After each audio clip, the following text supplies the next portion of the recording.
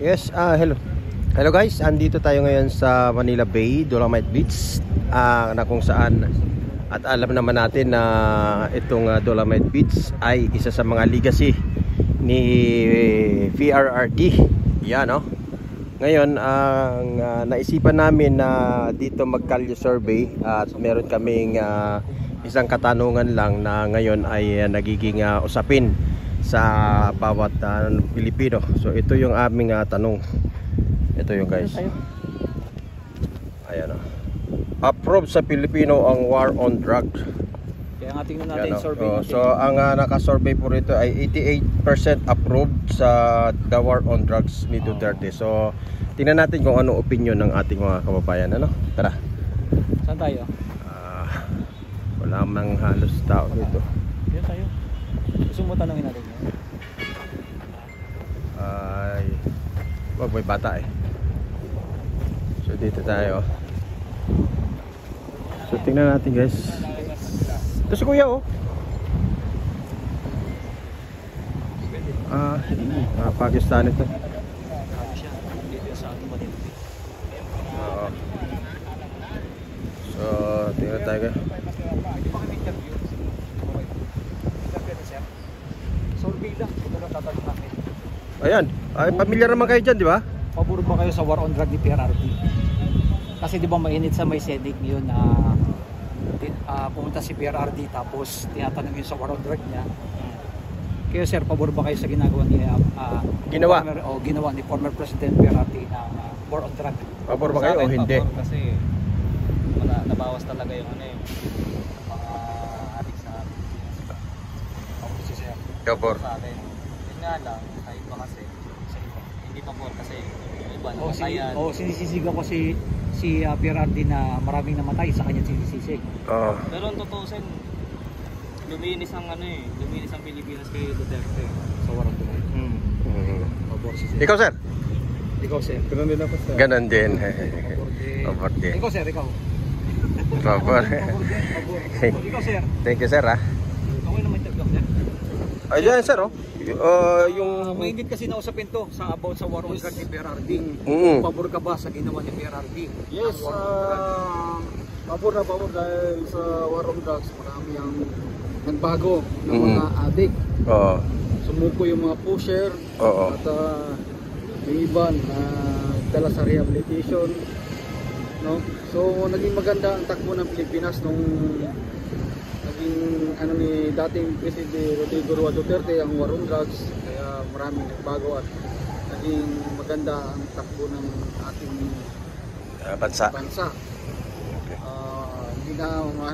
Kahit gabi ka namamasyal, malaga sa daan, hindi delikado. So naging peaceful talaga. Okay. Sa lahat ng daanan dahil sa war on drugs, kaya maraming nagbago na mga addict. So, kailangan din ngayon na mabalik yung war on drugs kasi parang bumabalik na ngayon yung mga mas hindi na tayo. Pabor kayo sir na po kailangan ibalik yung war on drugs. Pabor kami na ibalik ang war on drugs dahil sa panahon ngayon napakadelikado na yung ating mga daanan. Pero ramdam namin doon. Di tulad dati ni Presidente Duterte na secure and safe tayo sa lahat ng dinadaanan natin o pinupuntahan. So yan lang po, maraming salamat. Thank you sir. Sir, isa pang tanong sir, yung mga marami daw kasi namatay na sinisisi nila kay Duterte.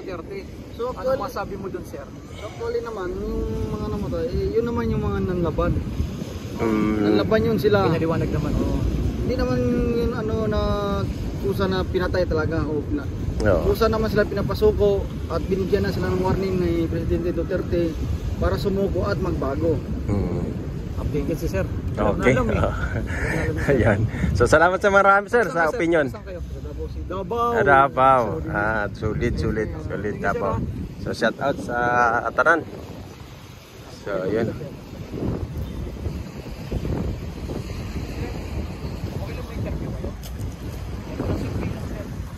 Ayan sir, familiar ka dyan sir? Kasi mainit kasi ito sa Senate nga na pinag-uusapan about sa war on drug. Pabor ka ba sir yung war on drug ni Duterte noon o hindi? Pabor lang. Pabor sir? Oo, yun. Bakit sir? Umano ba nung araw, mas tahimik ba nung pinatupad yung war on drugs? Tumahimik ba? Karoon din ng time. Ayan. Salamat sir ha. Salamat sir. Ito magkasintahan. Huwag mo nang istorbohin yan yung moment nila yan.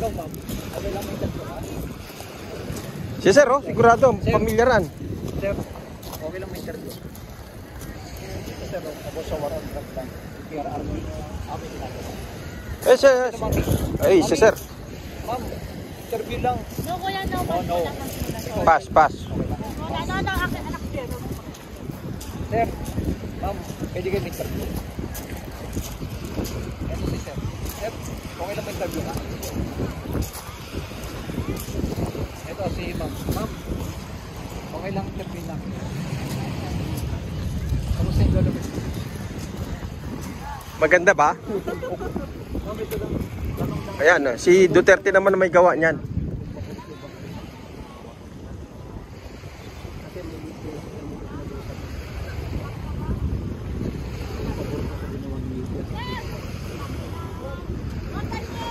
Pabor si ma'am. Okay. Ma'am, ano masasabi niyo yan? Ang ganda ng gawa ni Duterte. Kaso umano na, no? Ang dami na natulong. Dami ng basura dati. Wala na kasi naman. Sa panahon ni Duterte. Mula na nag-ano, mula na. Meron naman, kaso hindi lang kagaya noon. Hindi, kasi nung time kasi ni PRRD, wala ka talaga makikita ng basura. After ng bagyo. Oo, linis talaga. Linis talaga. Hindi pa nga nagagamit yung mga piyero. Oo nga. Ano yan? Palamuti? Palamuti?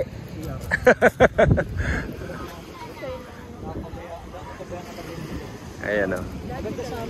Pero ang ganda pa sana o. Pang umaga. Linis guys o. Pero tingnan yung makikita yung dami ng basura. Hindi naman hindi nabigyan ng ano. So dito tayo. Makarating kay Duterte. Thank you ma'am. Ito kasi. Ito mga kabataan. Sir, okay lang may interview ka? Madam yan. Oo ma'am. Diwata. Ayan. Opo, yan. Ito magaling yan. Di ka ba? Di ba? Ayan, sali siya. Yan. Ito kasi mainit. Ngayon About sa war on drug. Kung pabor po ba kayo? War on drugs. Kung pabor ba kayo kasi mainit at sa Senate na pinag-uusapan. Mainit sa pinag-uusapan sa Senate. Kung pabor ba kayo sa war on drug na ginawa ni PRRD? Ikaw. No. Pabor. Kasi ano po, para sa akin, ano po siya, like, para sa mga mahirap, hindi po siya fair. Lalo na po, ang mga biktima ng war or drugs are mostly mga inosente at hindi tiyak na nagda-drugs or gumagamit. Uy! Yan, si ma'am. Si ma'am. Ikaw ma'am. Same. Ka sir? Yung Madam. Ito kasi 'di ba marami mga namatay na ano, na isinisi kay PRRD Oo. na yung namatay. Dapat bang isisi sa kanya yung mga nabiktima o mga namatay na sa ano? For me po, yes. Kasi siya po yung nagdeklara ng war on drugs. So, dapat control niya din po yung mga police na nagpapatrol para magtingin ng mga ganun pumatay. Yeah.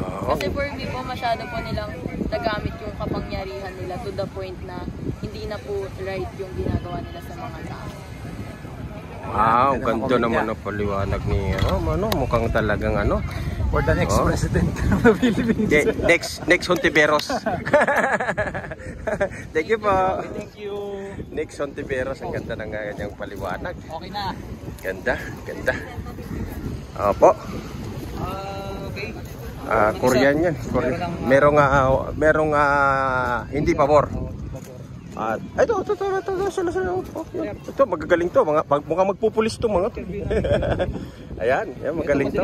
Kasi minute na pinag-uusapan. Yes, oo. Yan familiar kayo dyan. War on drug ni Duterte, sir. Ayun, 88% approve. Yung ikaw ba'y approve o hindi? Ayan, medyo nanganimo sa opinion sir, pero para sa akin sir, mas pabor ako sir. Pabor kasi sa war on drugs. Tinitingnan kasi ng iba sir, yung yung mass killing sa mga innocent, yung mga fugitives talaga, o yung mga nagawang kasalanan sir. Paano yung sir, yung mga naging biktima sir? Mas marami yung nabiktima kasi yung Billion, no? pero kailangan pa rin yan sir, kailangan pa ng mas malakas, mas ano sir, mas magandang ano sir, kailangan pa i-implement pa. I-improve pa sir, kasi yun naman sinasabi ng iba sir na may yung iba nadadamay sa sangkot. Mas may iba rin naman sir, mga akusado rin ng pulis sir, di natin ikakaila rin sir. Correct. Tsaka ano, pinanindigan naman yan ni Duterte, sabi nga niya, kung babalik nga daw siya sa posisyon, uulitin daw niya yung war on. Sir, kahit nga dito sa Manila sir, to be honest lang sir, pagpunta ko dito sir, pati pedicab driver, mga nag-iiling-iling sir. Gaganahan sumakay ng sir. Iling-iling. Diba? Hindi ba yung hindi ba yung bagang nila sir gumaganong Hindi naman pwede lahat ng ano sir. Ganyan na. Epekto na ba? Side effect na ba ng droga yon sir? Hindi naman kan sir. At si sir pabor sa war. Pabor. Okay. Hindi na may kakaila yan sir. Okay. Ayan, salamat sa opinion sir. Sir, mukhang maganda pang ano. Pabor ka ba o hindi pabor sir? Sir, pabor. Pabor din sir. Naging naging safe yung mga tao kapag ngayon parang hindi na wala nang takot yung iba. Okay. Tapos mas better pa din yung ni Duterte kasi parang yung Pinas ba parang may safety. Mas especially sa mga foreign tourists na bumibisita dito kasi past years may mga snatch or mga biktima na din. So ibig sabihin sir, nung panahon ni Duterte ba peaceful? Parang less. Okay. Then we can compare natin sa Davao, more on peaceful siya doon. Tapos parang yung mga resident parang respectful. Tapos doon mo makikita yung difference ng Manila. Sir, kumpara mo sir, galing na kami sir. Mindanao. Visayas saka sir. Kung may pagkukumpara mo sir yung Davao tsaka dito sa Manila, malayo sir. Mas malinis. Mas malinis sa Davao sir. Totoo ba sir yung sa Davao kasi hindi pa tayo nakapunta sa no? Hindi, madalas mo sa Davao. Sir, yung mga daw yung mga kuryente, yung mga kable wala daw sa taas. Nasa Brand sir? May lugar. On progress brand yun. On ano pa lang yun. Pero on progress pa lang sir. Ongoing pa lang yun. Pero balay natin sir, 10 years from now, matapos na yun. Para mo naman dito sa Manila. Mas maganda kasi yun bro, no? Yung mga kable. Oo, less yun. Para walang spaghetti sa taas. Puro mga yan din yung cost ng sunog kaya Everyday yata may sunog sa dito sa Manila. Lagi araw-araw, no? So ito nga pala sir, isa pa kasi isinisisi nila kay Duterte yung mga naging biktima, yung mga napatay daw, mga anong kasalanan daw ni Duterte yun. Isihin mo yung yung mga adik, yung mga pusher, drug lord, di yung presidente na para lang sa kabutihan natin, gago yan. Para sa kabutihan natin, nasisisi mo sa kanyang gago. Kung sa madrugista. Ibang vlog sa TV. Ayan, tama naman. Tama. Yun yung dapat sinisisi nyo, drugista, yung mga drug, yung mga opinion ni sir. ito lang, yung mga pumuprotekta sa mga drug dyan. Protektor, no? Protektor ng droga. Alam niyo na yan sa Senado kung sino yan. Silent tips lang tayo, silent tips lang. Pero alam mo yan lahat. Ayun, thank you sir. Thank you sir. Thank you. Opinion nila sa Manila Bay. Kaso medyo may lang sa gilid pero May mga basura. Ma'am, familiar ba kayo kung sino nagpagawa nito? hindi po actually kasi Ito yung legacy ni Duterte. Si Duterte bali nito. Ay, taga saan kayo ma'am? Bakit hindi kayo? Quezon City. baka sila po talaga. Dito mo may tanong kasi kami pinakamainit kasi na pinag-usapan sa. Oo, mainit na mainit yan ma'am sa Senado. Kung Nako. pabor ba kayo sa war on drug na ginawa ni PRRD? Nung kapanahonan niya. Pabor si ma'am. Pabor. Bakit ma'am? Peaceful ba noon? Nakuha yung mga kumbaga nalimas yung mga Tako. may mga ibang nadamay kasi yun ang hindi Parang nagtuloy-tuloy, no? Parang yung ginawa ni PRRD kulang pa.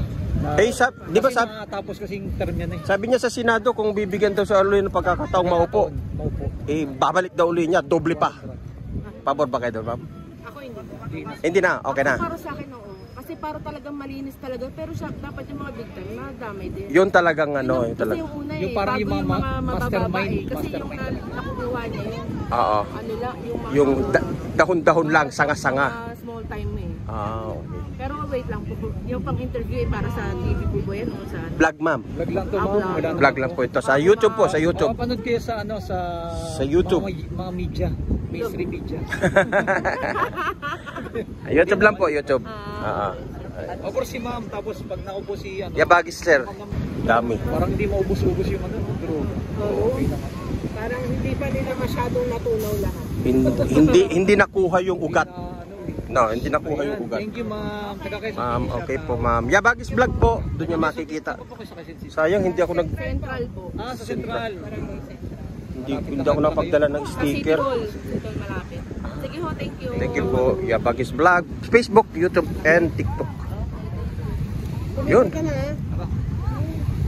Nakailang Anong vlog po kayo? Ayan, Sa Yabagis YouTube vlog po. Sa YouTube po yan, ma'am. Ito yung mainit na usapin yan. Yung kay PRRD, yung war on drug niya. Sa war on. Naging pabor ka ba?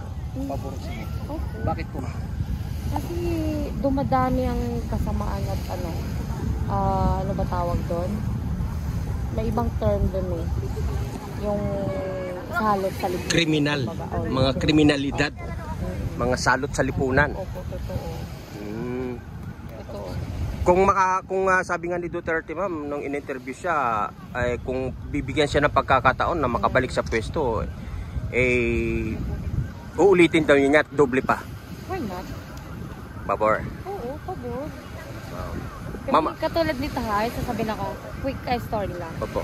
Anak niya, victim siya sa rape. Yung anak niya pa. Because yung ano niya, yung pinagdininan, gumagamit. Yung Talaga epekto talaga sa utak talaga mo. Yes. Epekto ng drugs. Oo. Kaya tagal si Duterte. okay talaga. Para sa akin, sir, okay talaga. Kasi based sa experience. Okay. Oh. Sa panahon ngayon, dapat maging malinis. Hindi lang pang Maynila, kundi buong Pilipinas. Oh. Thank you, ma'am. Ganda ng ano na, ma'am. Yabagis vlog po. Ma'am, okay lang. Ayan si ma'am, oh. Siyempre, pabor ano yan sila, tanungin natin. Ma'am. Pabor ka ba sa war on drugs na ginawa ni Duterte? Before, yung ano niya. Nung kanyang administrasyon. Bakit, ma'am? Naging ano kasi, naging vocal, open sa madam people na talagang ano yung drugs. Siya lang ang gumawa niyo ng presidente time niya. Talagang mga presidente.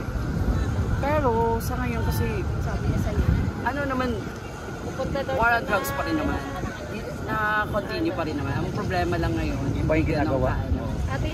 hindi ganun ka Parang ibang pamamaraan. Katapang. Yes, oo. parang hidden ang ano nila. Parang kayang-kayanan ng Pero talagang ginagawa pa rin naman ng Hindi mga naman tayo friend kasi. kung ano naman ang iniwan niya yun pa rin naman ang kinontinue. Ang ano lang talaga, hindi binobroadcast yung pagpapatay para kahit pa naman. Yung mga affected, hindi na ganun ka ano na. Kasi yung time ni PRRD talagang Oo, talagang Talagang gusto pa niya para hindi na pamarisan. yes, yung ganun. Pero Tsaka may hindi, takot, kasi ma'am, no? wala May talagang takot, may ano, mali. continuous dahil nandito talagang ano, drugs, continuous pa rin naman. Hindi talaga mawawala. Ang ano na lang natin, sana yung tao na lang talaga mismo ang tumigil. Kasi alam naman na lang effect. Ko na lang sa'yo pagka nandun na tayo. Kaya Nasa kwento atin. ni ma'am, no? Nasa atin talaga. Grabe. Kasi kami yan talaga. Yan ang ano namin yung drugs. Na sana kahit pa paano mawala. Alam natin sa iba, pang ano nila yan, pampalakas. Pero sana, para sa sarili lang nila. Kung hindi lagi i-spread sa ibang tao. Kanila na. Pero ma'am, ito yung kagaya nito sa ibang bansa pag may mga nahuli ng drugs, mga pinapatay. Pabor ka ba sa mga ganun? Kagaya sa China, Talagang mga ganun. maganda. Mahigpit sa kanila. Tsaka sa mga Middle East, bro. Hindi naman ako pabor sa yung pagpatay. Kasi Pagpatay sa ka. totoo lang, di ba? Thou shall not kill na. Sana yun Parang ang bigyan pa naman ng pagkakataon. Kasi kahit pa paano, lahat naman tayo may pagbabago. Ang ano lang talaga sa atin, sa sarili natin. Yun, thank you ma'am. Thank you, ma'am. Ang ganda ng mensahe. So ayan guys, nakatapos tayo ng interview dito sa Manila Dolomite Beach na kung saan ay mas marami ang pabor sa war on drug ni dating Pangulong PRRD. So yan po. So maraming salamat po. Yan, maraming salamat po guys.